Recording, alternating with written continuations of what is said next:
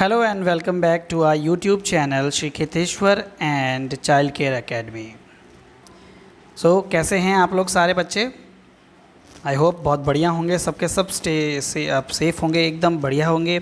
चलिए आपके इस YouTube के जो डिजिटल प्लेटफॉर्म है खेतेश्वर इंस्टीट्यूट का, यहाँ से हम लोग स्टार्ट कर चुके थे हमारे 12th क्लास से रिलेटेड कुछ चैप्टर्स का।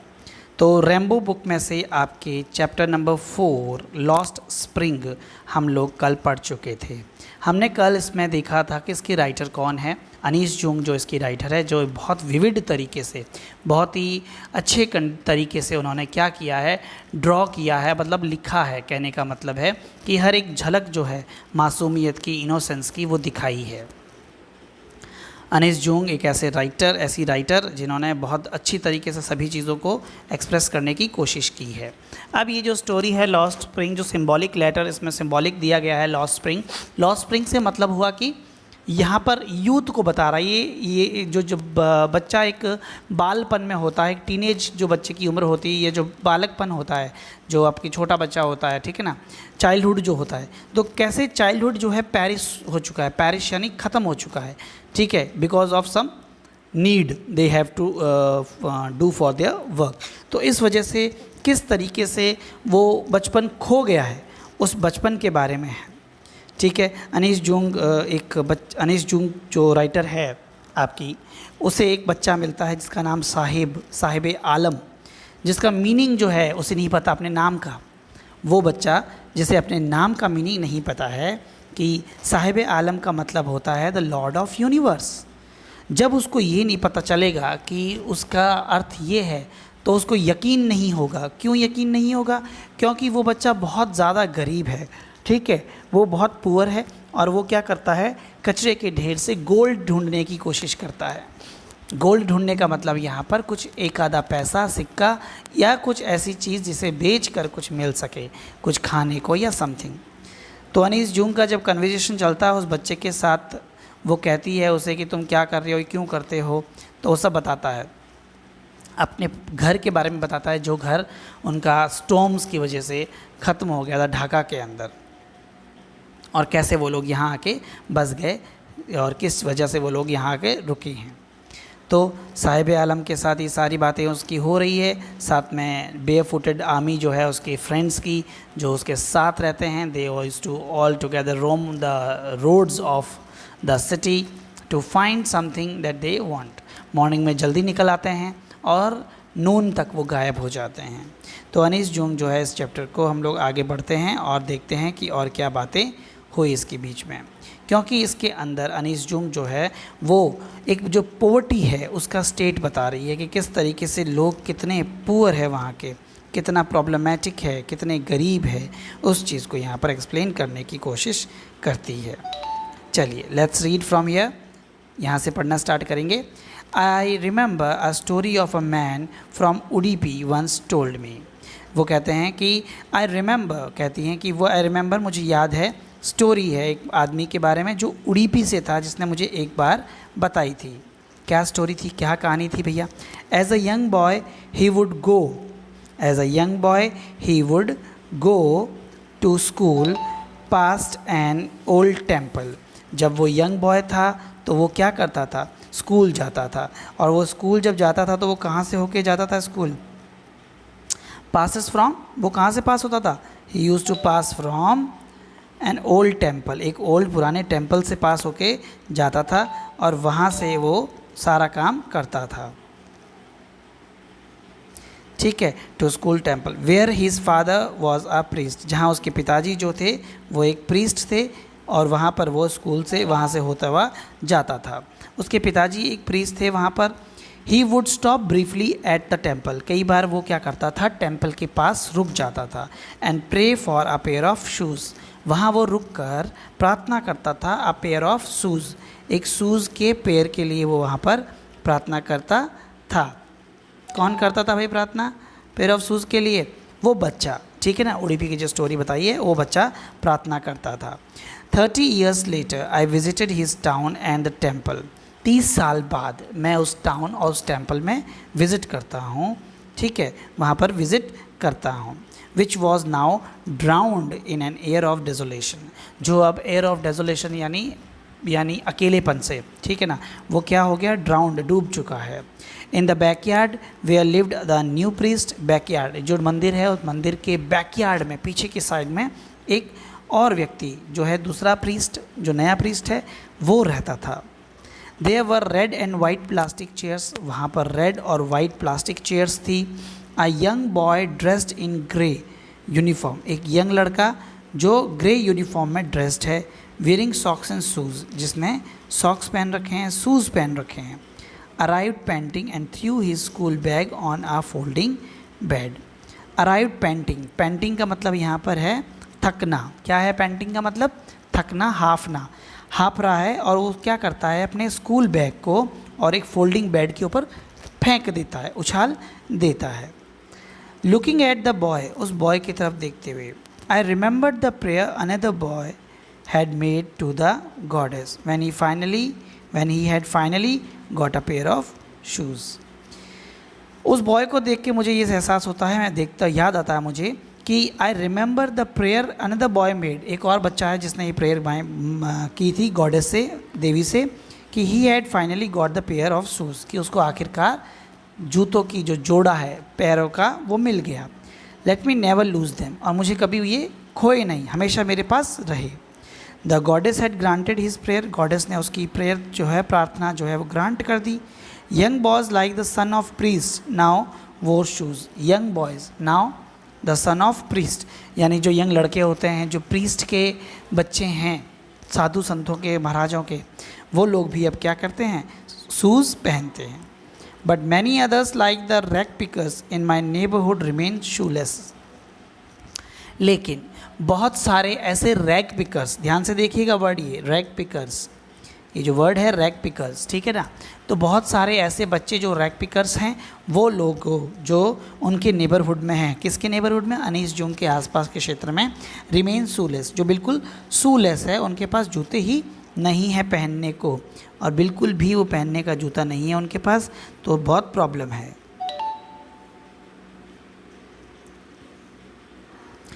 यहाँ तक आपको सबको समझ में आया होगा। चलिए आगे बढ़ते हैं और पढ़ते हैं। My acquaintance with the barefoot rag pickers, my acquaintance, acquaintance क्या है बेटा, एक्वेंटेंस का मतलब होता है परिचित, ठीक है ना, जान पहचान। My acquaintance with barefoot rag pickers leads to me Seemapuri, मेरा जो एक्वेंटेंस है, जो मैं इन बच्चों को पहचानने लगी, थोड़ा जानने लगी, तो ये मुझे कहाँ लेके गए, सीमापुरी नाम का एक जगह है, वहाँ तक पहुँचाया इन्होंने मुझे, Seemapuri. Place the periphery of Delhi yet miles away from it, ऐसी जगह जो दिल्ली की पेरीफेरी, पेरीफेरी का मतलब बाहरी सीमा जो होती है, आउटर क्षेत्र, outer side of the city, तो वहाँ तक लेके जाता है मुझे, और यहाँ पर मुझे सीमापुरी तक पहुँचा देते हैं बच्चों की पहचान की वजह से। अब सीमापुरी क्षेत्र जो है वो दिल्ली के बिल्कुल बाहरी सीमा पर ही स्थित है, लेकिन फिर भी दिल्ली से बहुत दूर है, कि दिल्ली की जो ज़िंदगी है, दिल्ली में रहने वाले लोगों का जो जीवन है, उन जीवन से उन रैग पिकर्स का जीवन बहुत भिन्न, बहुत ज़्यादा अलग है। मेटामॉर्फिकली बोला गया है ये, ठीक है ना, बढ़ा चढ़ा के बात की गई है। Those who live here are squatters who came from Bangladesh back in 1971, जो लोग सीमापुरी क्षेत्र के अंदर रहते हैं, जो लोग सीमापुरी एरिया के अंदर रहते हैं, they all are squatters who came from Bangladesh back in 1971। Back in 1971 का मतलब 1971 के अंदर ये लोग बांग्लादेश से यहाँ पर आए थे, सीमापुरी क्षेत्र के अंदर, स्क्वैटर्स, ठीक है ना, बैठने के लिए, रहने के लिए। Saheb's family is among them, Saheb का जो परिवार था, उस बच्चे का जो अनीस जूंग के साथ जिसका कन्वर्सेशन जो है वो चलता रहता था, साहेब का जो परिवार था वो उन्हीं में से एक परिवार था, उन सारे परिवारों में से एक परिवार था।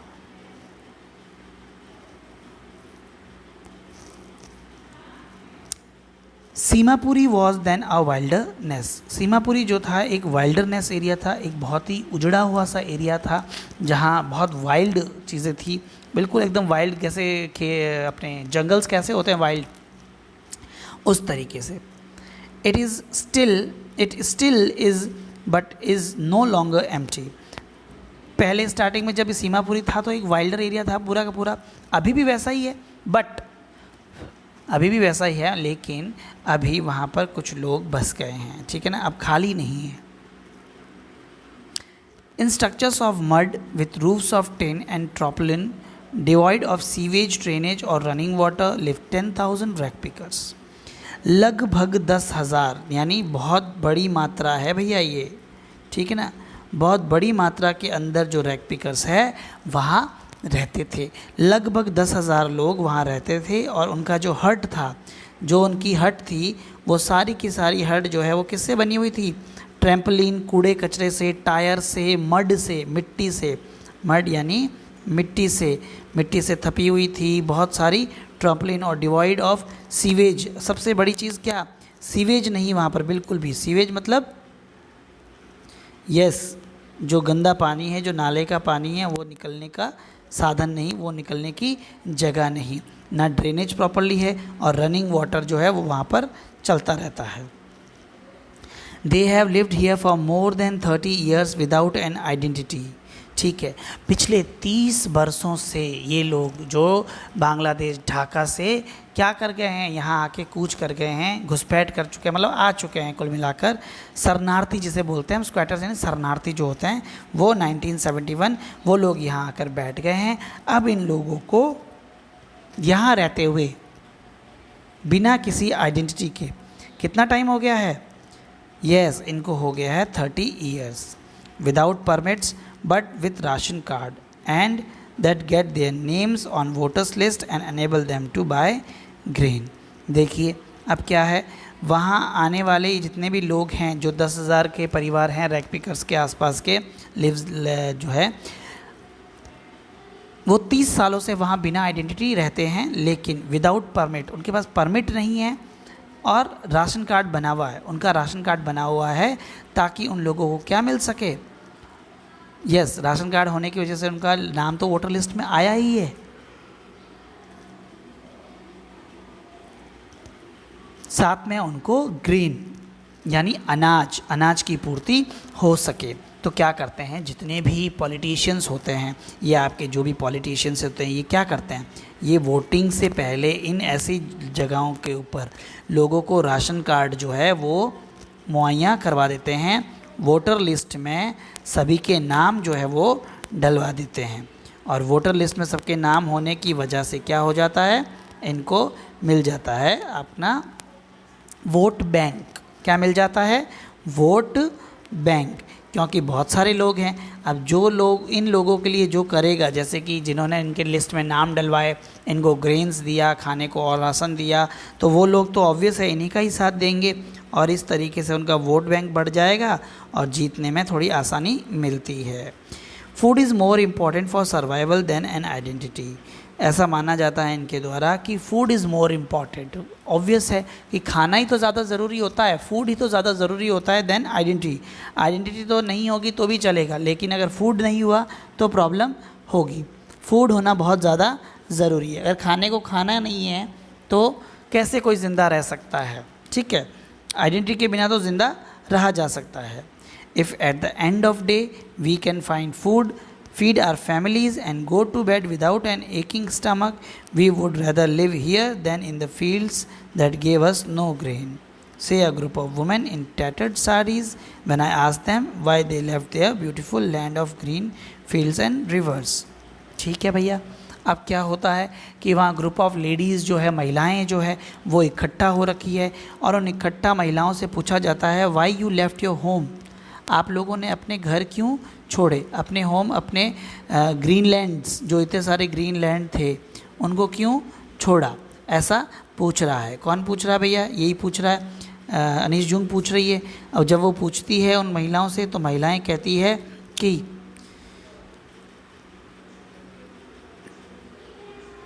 एंड ऑफ डे जब हम लोग हमारी फैमिली को फीड कर पाते हैं, खाना वाना दे पाते हैं, तो उससे बेटर कुछ नहीं हो सकता।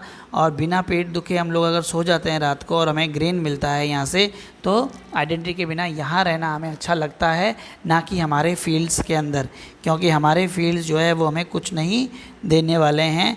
They will grow nothing. ठीक है ना, तो जहाँ जब कुछ ग्रो ही नहीं होगा जहाँ कुछ ग्रो हो ही नहीं रहा है तो उस जगह पर आपका यहाँ कहना क्या मतलब है। तो उस फील्ड को हम लोग त्याग चुके हैं और अब हम यहाँ पर रहने लगे हैं, ऐसा बोलती है कुछ महिलाएं जो फटी पुरानी साड़ियों के अंदर बैठी हुई कहती है।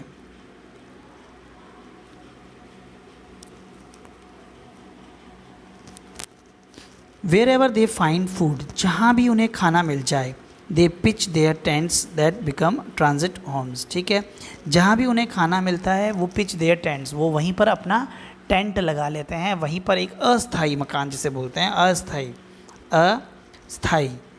मतलब स्थाई मकान घर नहीं है बट अस्थाई घर वो बना लेते हैं। ठीक है ना, जो परमानेंट नहीं होता है। तो इस प्रकार का घर जो है वो बना लेते हैं और उस घर के अंदर रहने की कोशिश करते हैं। Children grow up in them, बच्चे उनमें बड़े होते हैं, बिकमिंग पार्टनर्स इन सर्वाइवल, और फिर पार्टनर्स बनते हैं सर्वाइवल के अंदर, यानी दोनों सर्वाइव करने के लिए एक दूसरे के पार्टनर बनते हैं और अपनी ज़िंदगी को जीने की कोशिश करते हैं। चलिए आगे बढ़ते हैं।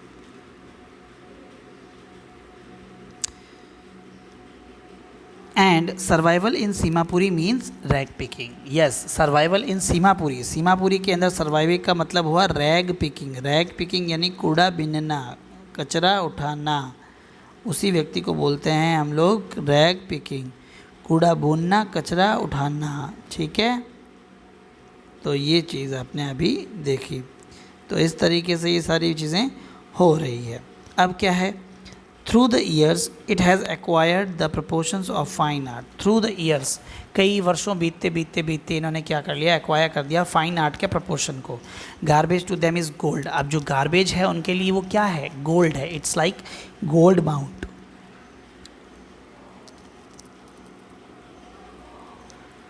It is their daily bread, a roof over their heads, ये उनका डेली ब्रेड है और उनके हेड के नीचे रूफ है, सर के नीचे छत है, सर के ऊपर छत है, sorry. Even if it is leaking roof, चाहे वो लीक होने वाली रूफ ही क्यों ना हो, but for a children it is even more, बच्चों के लिए तो और ज़्यादा तकलीफदायक हो सकता है। चलिए आगे बढ़ते हैं और पढ़ते हैं इसके आगे। तो अभी तक आपको सबको समझ में आया होगा कि हमने क्या क्या पढ़ा है। एक्वेंटेक्स सीमापुरी के ऊपर 1971 में लोग आके वहाँ बस गए। 10,000 के आसपास परिवार रहते हैं। टिन ट्रैम्पलिन, पत्थरों से और ट्रैम्पलिन और मड से, मिट्टी से, इनसे इनकी छत और घर बने हुए हैं। ठीक है, इन लोगों के पास कोई परमिट नहीं है रहने का और ना कुछ और है, लेकिन फिर भी यहाँ पर रह रहे हैं। चलिए शुरुआत करें आगे।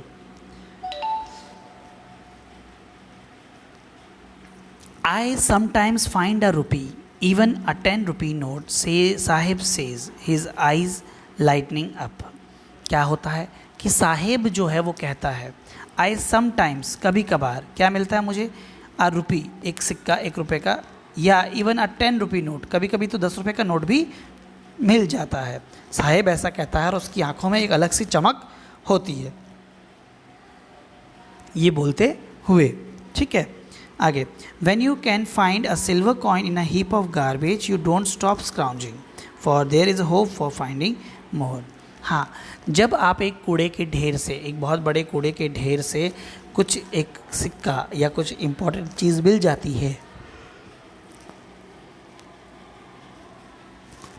तो you do not stop scrounging. Stop scrounging यानी स्क्राउंज करना आप बंद नहीं करते। इस होप के अंदर, इस उम्मीद के अंदर आपको ये उम्मीद रहती है, होप रहती है कि आपको कुछ और मिल सकता है अच्छा, जो आपके लिए अच्छा हो, अवेलेबल हो। तो you hope this thing and you work for that particular thing once more. ठीक है, next. It seems that for children, children के लिए, बच्चों के लिए, garbage has meaning different from what it means to their parents. Yes, बच्चों के लिए जो गार्बेज है, जो कचरा है, जो ढेर होते हैं कूड़े के, उनका अर्थ और मीनिंग जो है वो अलग होता है। ठीक है, then to whom, yes, children's के, पेरेंट्स के लिए तो कुछ अलग है, और बच्चों के लिए क्या है, वो एक ऐसा क्या नाम है, हीप है गार्बेज का, जो उनके लिए वंडर्स है। उसके अंदर उनको लगता है कि for children it is wrapped in wonder, for the elders it is means of survival. जो एल्डर्स है, जो बड़े हैं, उन लोगों के लिए तो ये क्या है, मीन्स ऑफ सर्वाइवल है, यानी उनके जीवन जीने का एक आधार है, मीन्स ऑफ सर्वाइवल है, ठीक है। लेकिन बच्चों के लिए वो क्या है, बच्चों के लिए तो it is just an heap of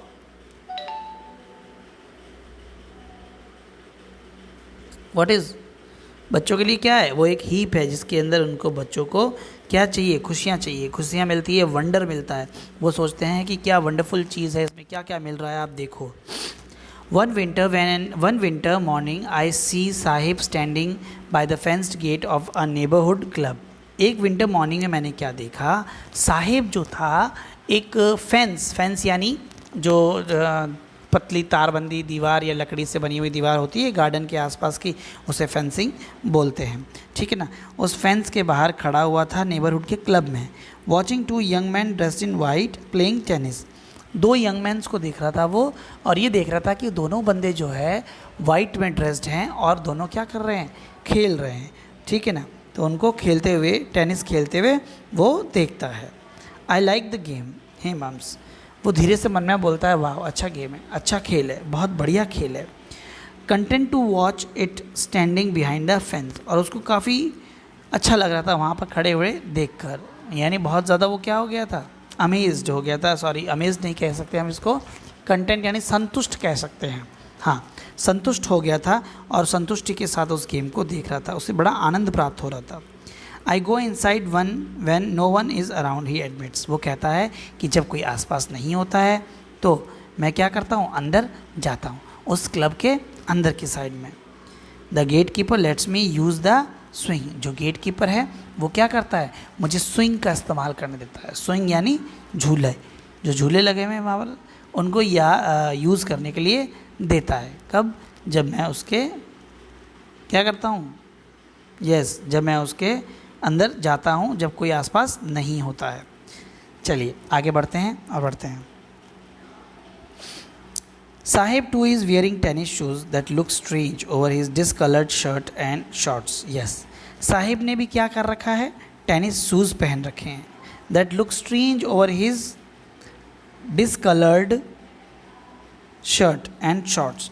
Sahib ने जो टेनिस शूज़ पहने हुए हैं वो बिल्कुल स्ट्रेंज, अजीब से लग रहे हैं, डिसकलर्ड यानी कलर्ड उनका बिगड़ा हुआ लग रहा है, and shorts someone gave them to me, किसी ने मुझे ये दिए, ऐसा वो कहता है। He says in the manner of an explanation, explain करते हुए, एक किसी भी चीज़ को एक्सप्लेन करते हुए साहिब उसको बताता है कि ये मुझे किसी ने दिए हैं। The fact that they are discarded shoes of some rich boy who perhaps refused to wear them because of a hole in one of them does not bother him.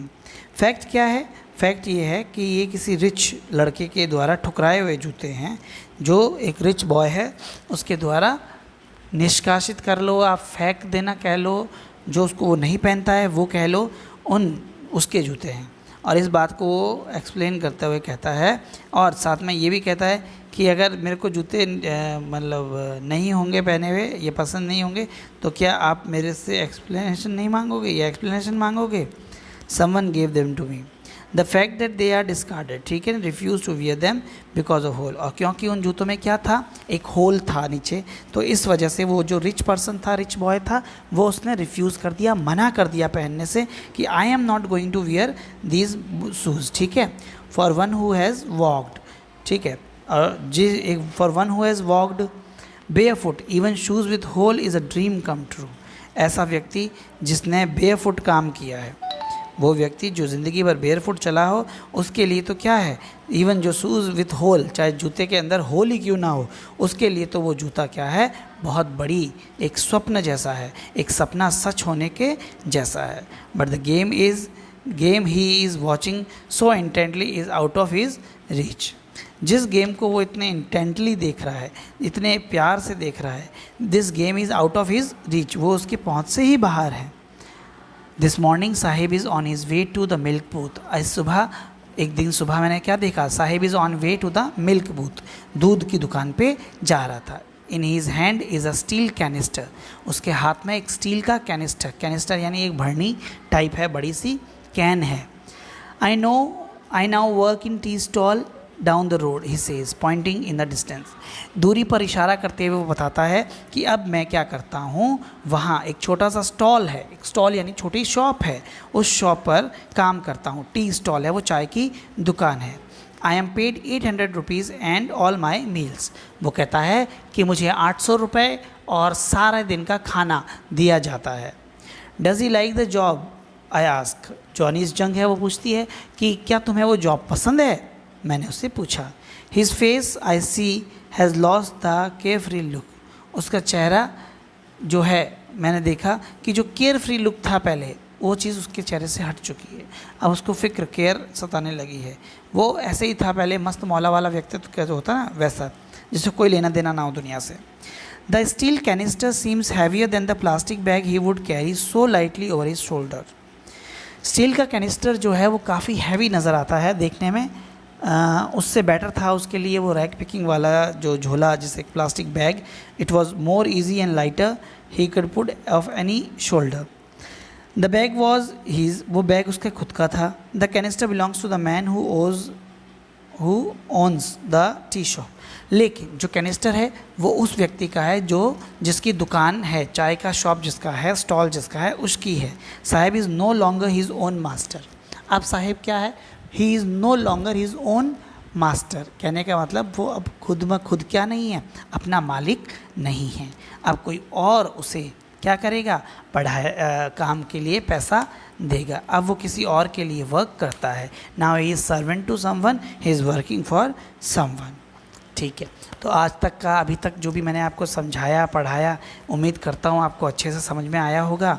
बात हो रही थी आपके इसके बारे में, किस तरीके से बालक का बचपन जो है वो बिछड़ता हुआ जा रहा है, किस तरीके से उसे सारे काम करने पड़ते हैं। ठीक है, तो इसी के साथ आज हम लोग आपसे विदा चाहता हूँ। Have a good day, bye, take care.